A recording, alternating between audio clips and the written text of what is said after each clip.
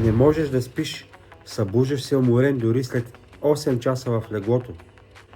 Повечето хора мислят, че решението е просто – лягане по-рано. Но истината е, че качественият сън е въпрос на навици и малки, но мощни техники, които някои хора ползват. Днес ще ти покажа точно кои са те. Митове за съня. Повече сън, по-добре. Не винаги.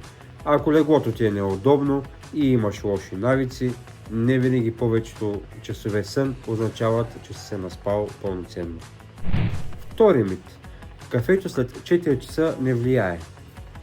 Да, дори малко кофеин може да намали качеството на добрия сън. 3. Светлината не е проблем, ако имаш завеси.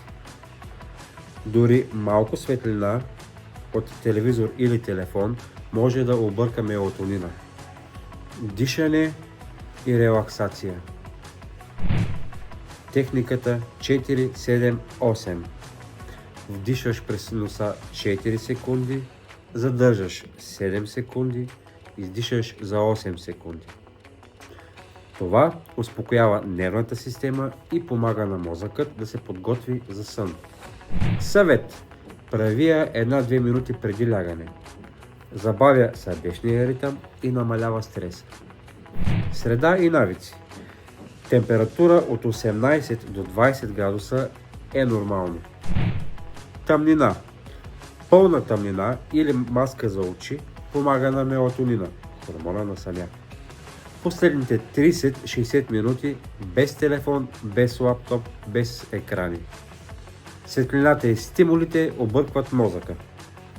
Малки промени, голям ефект. Движение и хранене. Леко движение през деня, разходка, стречинг помага на тялото да се отпусне и да се поумори за вечерния сън. Тежката вечеря и алкохол преди лягане намаляват качеството на съня. Аз, например, вечер вземам чаша топло мляко или чай и малко разтягане.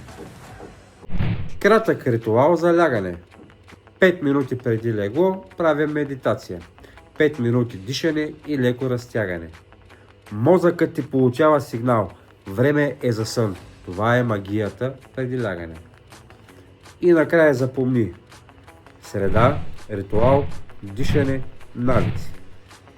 Опитай тези техники една седмица и ще усетиш разликата. Харесай видеото, абонирай се за канала и сподели в коментарите коя техника ще пробваш първа. Бъди здрав!